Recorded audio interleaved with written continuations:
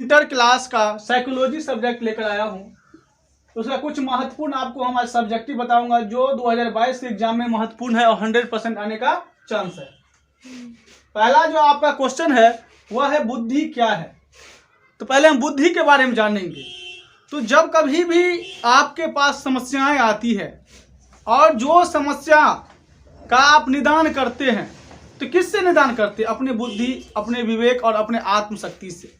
तो हमारे जीवन में या हमारे कार्य करने के समय में जो भी कुछ समस्याएं आती है और उस समस्याओं को हम अपने बुद्धि और विवेक से निदान करते हैं, हम उसे ही क्या कहते हैं? हम बुद्धि कहते हैं। तो बुद्धि के बारे में आप जाने, तो बुद्धि के बारे में एक ही लॉजिक आप लिखिएगा जब आपको एग्जाम में आएगा बुद्धि क्या है तो लिखिएगा जब कभी भी हमारे जीवन में कोई भी समस्याएं आती है या रोज प्रतिदिन जो हम कार्य करते हैं तो कार्य करने में जो समस्याएं आती है उसका जो हम निदान करते हैं उसी बुद्धि से करते हैं और या विवेक से करते हैं, उसे हम बुद्धि कहते हैं। ठीक है, इसमें दिया हुआ आपको इसके प्रकारों का वर्ण करें। तो इसका प्रकार 3 है। कितना प्रकार है? 3 है। पहला है आपको सांवेगिक बुद्धि। सांवेगिक बुद्धि का तात्पर्य है जब मानव किसी दूसरे मानव का भावनाएं को जानता है, उनकी विवेक को जानता है। आपके बगल में कोई व्यक्ति खड़ा है, उसका क्या समस्या है आप जानना चाहेंगे तो आप अपने संवेग से जानेंगे, अपने आत्मा के संवेग से उनका संवेग को जानेंगे। इन व्यक्ति को यह चीज का दिक्कत है या वह इस चीज का उद्देश्य है उससे पूरा करना, तो इसी चीज को जानना अपने संवेग से, यही सांवेगिक बुद्धि के अंतर्गत आता है। तो सांवेगिक बुद्धि के अंतर्गत क्या आता है? दूसरे को भावना को जानना, अपने संवेग से कार्य करना। ठीक है, तो बुद्धि के प्रकार में दूसरा दिया हुआ है आध्यात्मिक बुद्धि, व्यवहारिक बुद्धि तीसरा है। तो आध्यात्मिक बुद्धि के बारे में हम जानेंगे। आध्यात्मिक बुद्धि का तात्पर्य है आत्मा से किया गया कार्य। किससे किया गया कार्य? आत्मा से किया गया कार्य, यानी कि हम अपने आत्मबल से, अपने आत्मा का आवाज सुनकर कोई कार्य करते उसे आध्यात्मिक बुद्धि कहते हैं या सेल्फ बुद्धि कहते हैं। ठीक है, तीसरा जो दिया है आपको वह है व्यवहारिक बुद्धि। प्रतिदिन के कार्य में आने वाली समस्याओं का या अपने निजी जिंदगी में या जीवन में जो समस्याएं आती है उनका जो हम निदान करते हैं, रोजमर्रा की जिंदगी में समस्याओं का निदान करते हैं, उससे हम व्यवहारिक बुद्धि कहते हैं। तो आप बुद्धि जान गए, बुद्धि के प्रकार को जान गए। तो आपका अगला क्वेश्चन जो है वह है संस्कृति क्या है? संस्कृति, इस दुनिया में जितना भी जाति है, धर्म है, समुदाय है या देश है, सबका अपना अपना संस्कृति है। भारत देश जो हमारा है वह विविधताओं में एकता वाला देश है। यहाँ बहुत कुछ अलग अलग है, लेकिन जब देश की बातें आती है तो सब एकजुट रहते हैं। तो संस्कृति मानव जीवन में महत्वपूर्ण भूमिकाएं निभाती है। जिसका संस्कृति वातावरण अच्छा होता है वहाँ का बच्चा अधिक विकास करता है, अधिक मेधावी और प्रतिभावान होता है। इसके विपरीत जिस सभ्यता या जिस समुदाय का संस्कृति थोड़ा कम होता है, उसका विकसित नहीं होता है, वहाँ का बच्चा थोड़ा कमजोर और कम प्रतिभावान बच्चा होता है। आप लॉजिक की तरह जान सकते हैं, जहाँ बहुत सारे पढ़े लिखे लोग हैं वहाँ जो बच्चा होगा वह जरूर कुछ ना कुछ पढ़ेगा, वो उसको पढ़ने पर जिज्ञासा जाएगा, क्योंकि वहाँ सब पढ़ा लिखा है और सब पढ़ रहा है, तो वहाँ का बच्चा का अधिक जल्द विकास होगा। इसके विपरीत जहाँ कोई पढ़ा लिखा नहीं है तो बच्चा का विकास नहीं होगा, उस बच्चे को पढ़ने लिखने में मन नहीं लगेगा। तो आप संस्कृति समझे। संस्कृति 2 या 3 बार अभी तक बिहार बोर्ड 12th के एग्जाम में पूछा जा चुका है। ठीक है, अगला क्वेश्चन है सृजनात्मकता, क्रिएटिविटी से आप क्या समझते हैं? मोस्ट भी यह क्वेश्चन है, 100% आने का चांस है इस बार। तो क्रिएटिविटी शब्द जो बना है वह क्रिएटिव शब्द से बना है ना। इसका मतलब होता है जो तर्क, चिंतन, सोचने की शक्ति जिसमें अधिक होती है वह सृजनशील व्यक्ति कहलाता है। जो अपने आत्मा, जो देखो हर वक्त सोचता रहता है, कुछ ना कुछ नया करता है, जो अपने जीवन में नया करने की चेष्टा करता है, नया करने का प्रयास करता है और नया करता है, वो सृजनशील व्यक्ति होता है। ऐसा व्यक्ति कवि हो सकता है, लेखक हो सकता है, मूर्तिकार हो सकता है, इंजीनियर हो सकता है। तो सृजनात्मकता आप समझ सकते हैं। इसका आप लिखिएगा एग्जाम में, अगर आपको लिखना हो तो सृजनात्मकता का अर्थ होता है जो अपनी चेतनाएं, नए चीज का खोज, अपने आत्मबल से कार्य करने की प्रवृत्ति जिसमें अधिक होता है, वह प्रतिभाशाली बालक सृजनशील कहलाता है। बात समझ गए? बात समझ आया क्वेश्चन आपको? अगला क्वेश्चन है आपका, प्रतिभाशाली बालक कौन है या प्रतिभाशाली बालक किसे कहते हैं? देखिए ये क्वेश्चन दो जगह आएगा आपको। पहला आएगा साइकोलॉजी में और दूसरा आएगा होम साइंस में। कहाँ आएगा? होम साइंस में। जिस बालक बुद्धि लब्धि अधिक होता है वह बालक प्रतिभाशाली बालक कहलाता है। आप देखते होइएगा आपके कक्षा में कुछ ऐसा बालक होता है जिसे अध्यापक द्वारा टास्क नहीं दिया जाता, उसके बाद भी तो अच्छा टास्क करके आता है। वह किसी कार्य को जल्द समाप्त करना चाहता है, वह नई नई बातों को जानना चाहता है, उसे हम प्रतिभाशाली बालक कहते हैं। इसके अगला क्वेश्चन है आपका मंद बुद्धि बालक। जस्ट तुरंत हम दिए हैं मंद बुद्धि बालक। मंद बुद्धि बालक किसे कहते हैं? मंद बुद्धि बालक जिसका IQ या बुद्धि लब्धि कम होता है, जो जल्दी किसी बात को नहीं समझ पाता है या समझने का प्रयास करता भी तो नहीं समझता है, उसे मंद बुद्धि बालक कहते हैं। बात समझ आ रहा है? एक लाइन में आपको लिख देना है सब। व्यक्तिगत विभिन्नता क्या? ये 3 या 4 बार आया क्वेश्चन है। व्यक्तिगत विभिन्नता, इस दुनिया में ऐसा कोई ही व्यक्ति नहीं है जो एक समान है, चाहे जुड़वा ही क्यों ना हो, वो किसी ना किसी रूप में भिन्न होता है।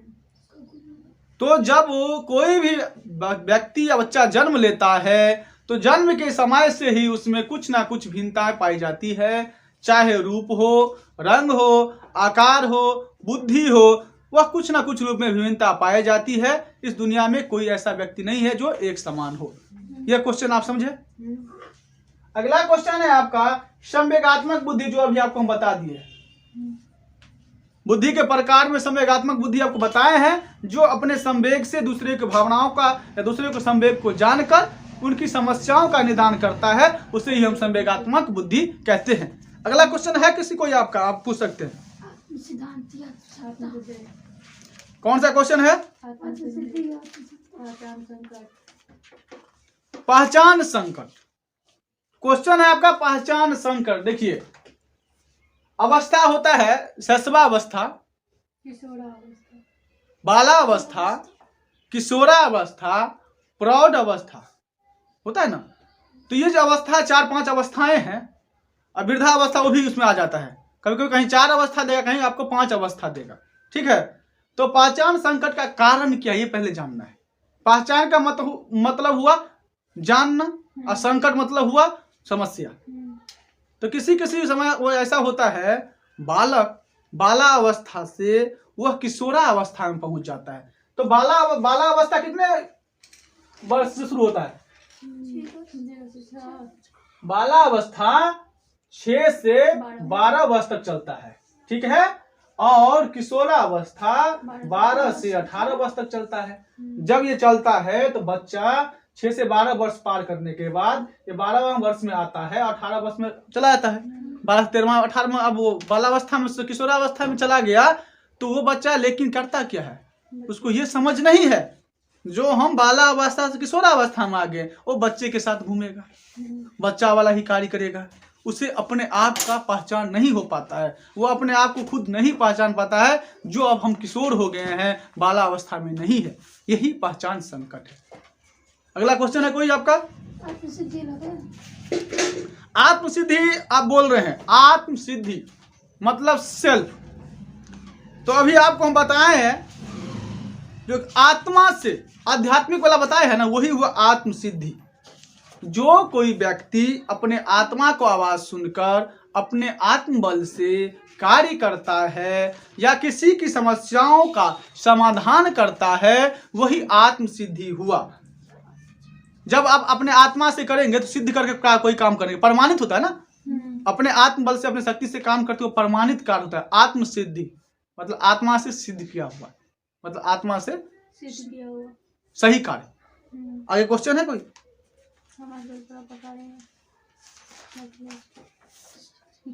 ऐसा कोई क्वेश्चन है?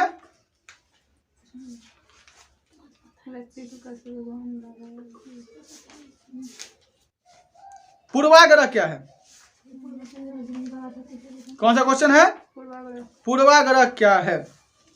पूर्वाग्रह का मतलब होता है, देखो, पूर्व ग्रह, पूर्व मतलब पुराना, ग्रह मतलब ग्रहण करने वाला, ठीक है ना। जो पूर्व के बातों को, पुरानी ही बातों को ग्रहण करता रहेगा। जैसे दादा अगर धोती पहन रहे थे तो नाती, उसका पिताजी भी धोती पहने होंगे, और नाती जो होता है, बेटा जो पोता होता है वो भी धोती पहनेगा। यानी कि जो पूर्व बातों को धरा हुआ अभी तक चल रहा है। यानी कि पहले के जमाना में यदि महिलाएं घर से नहीं निकलती थी, लड़कियों को नहीं पढ़ने दिया जाता था, तो कुछ ऐसे व्यक्तित्व है जो अभी भी यही चाहता है जो लड़कियां घर से ना निकले, ना पढ़े लिखे। ये पूर्व धारणाओं का अपनाया हुआ है, उसे ही पूर्वाग्रह या पूर्व धारणा कहते हैं। और कोई है?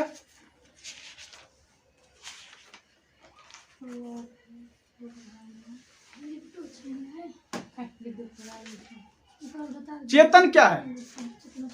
चेतन, चेतन पता है? चेतन का तात्पर्य होता है, ये चेतन और अचेतन दो टाइप का क्वेश्चन आपको पूछेगा।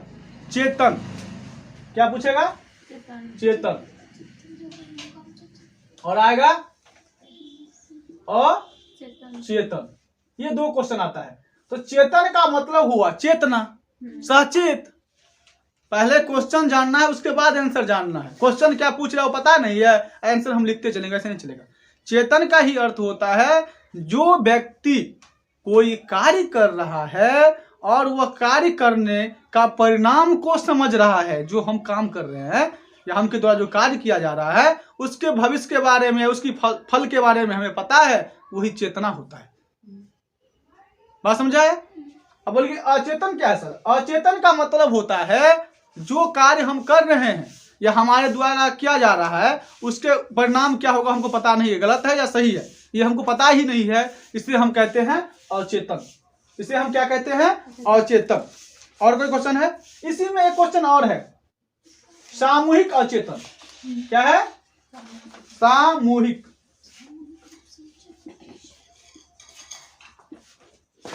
सामूहिक अचेतन। सामूहिक अचेतन का तात्पर्य है, देखो, समूह में बहुत सारा व्यक्ति है, एक व्यक्ति बीमार पड़ गया, ठीक है, कहानी ऐसे सुन लो। एक व्यक्ति बीमार पड़ गया तो समूह के लोग क्या कहते हैं? सदस्य, क्या होगा, ये मेरा कर्तव्य नहीं है, ये समूह का कर्तव्य है, दूसरा व्यक्ति इसको दवा करवाएगा। ऐसे होते होते सभी ने यही सोच लिया ये मेरा काम नहीं है, और बेचारा मर गया। तो पूरा समूह अचेतन हो गया। पूरा समूह ये परिणाम नहीं सोचा जिसका दवा नहीं होगा तो ये मर जाएगा। मान लो तुम बहुत सारे व्यक्ति कहीं जा रहे हो, 10 समूह में 10 बच्चे हो, कहीं जा रहे हो और कोई व्यक्ति एक्सीडेंट कर गया है, ठीक है, और उन्हें तुम्हारे मदद की जरूरत है, लेकिन इसमें सब सोचता है मेरा थोड़े काम वो कर लेगा, मेरा काम थोड़े वो कर लेगा, तो वो मर जाएगा। तो सचेत तो नहीं हुआ, इसे ही सामूहिक अचेतन कहते हैं। बात समझ आया? आज इतना ही रहने दो, अगले सेशन में तुमको बताऊंगा। यह वीडियो आपको अच्छा लगा हो तो लाइक सब्सक्राइब शेयर जरूर कीजिएगा। जय हिंद बच्चों।